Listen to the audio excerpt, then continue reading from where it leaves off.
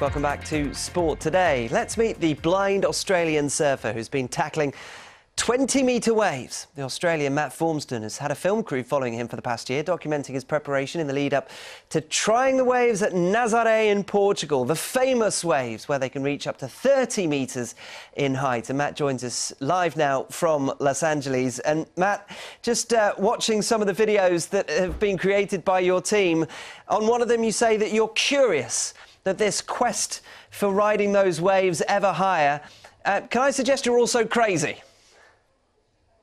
You can suggest that if you like, but I'm just generally curious about life and, you know, pushing the limits to find out where my limits are, in general. Well, you're a world champion in two sports, paracycling before parasurfing.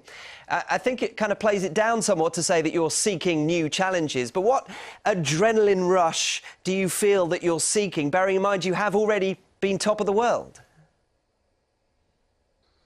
I don't know. It's the adrenaline rush. It's just that it really is that curiosity to, pushing my limits to find out what's possible. And, surfing Nazaré, a lot of people said it wasn't possible for a blind person to surf that wave, and definitely not when it's big.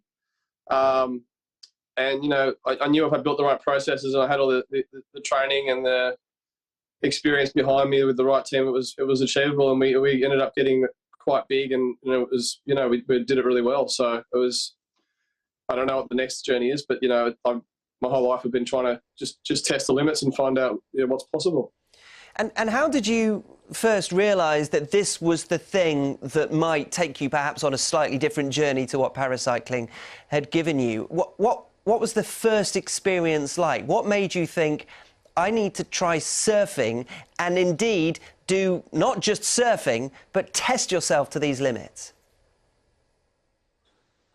Hugh, I always surfed. So I grew up in a surfing town in Sydney called Narrabeen, and there was world champion surfers in my street, and Damien Hardman, world champion, and there was professional surfers all around me. So I grew up surfing, and I wanted to be a professional surfer, but that wasn't really a thing that I thought was ever possible for me as someone that was blind but with a disability.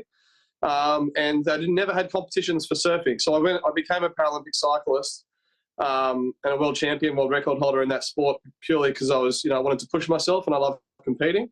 So when they started competitive surfing for parasurfing in 2016, I retired from cycling and started surfing. So it was it wasn't going from cycling to surfing. Surfing was always there, and the cycling was a bit of a distraction, and now I get to do the sport I love and compete. And the big wave surfing is something that I've always been trying to push, but now that I've got the right team and I suppose the sponsors behind me to do it, I can do it in a safe way and, keep pushing those limits. And Matt, it's a very simple question. In fact, it probably sounds a little bit too simplistic, but how does it work? How do you know where, when, and how high the wave is breaking? And then how do you try and negotiate keeping yourself upright? Well, the last bit is keeping yourself upright is quite easy. It's just balance. So I've been surfing for nearly, over 30 years, and I've surfed, well over 10,000 hours, which people would say is, the expert level. But then the when, I suppose the big bit, most people can go to the cliffs at Nazaré, which, are quite famous, and look out at the waves and say, yes, I'm up for that, or I'm absolutely not up for that. I don't want to be in this suburb. I can't do that. So I don't actually know how big the wave is until I get to the bottom of it. So it's because I'm feeling, as I feel the bottom wave flatten out, that I'm at the bottom, and I'm like, well, actually, I didn't want to surf a wave that big. I need to get out of here. But the guys make those decisions for me, my team. So they decide if it's possible or not.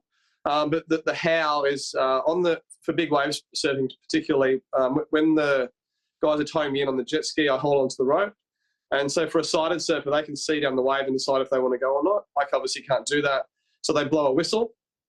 So as soon as I hear the whistle, I pull the rope and let go and drop down the wave. And then they blow the whistle twice again. So toot, toot, and then I turn. So I go straight down the wave, then I turn when they blow the whistle. And then they blow the whistle, another two whistles, and then I kick out of the wave. So they steer me with the whistle, basically. Well, Matt, I'm just getting butterflies with the explanation that you're making then, as I can't imagine how it feels for you, and I know that you're an incredible inspiration to disability surfers all over the world. We wish you well when the weather is good enough and right for you to head to Nazaré in Portugal. Thanks ever so much for joining us on Sport Today. Thanks, you.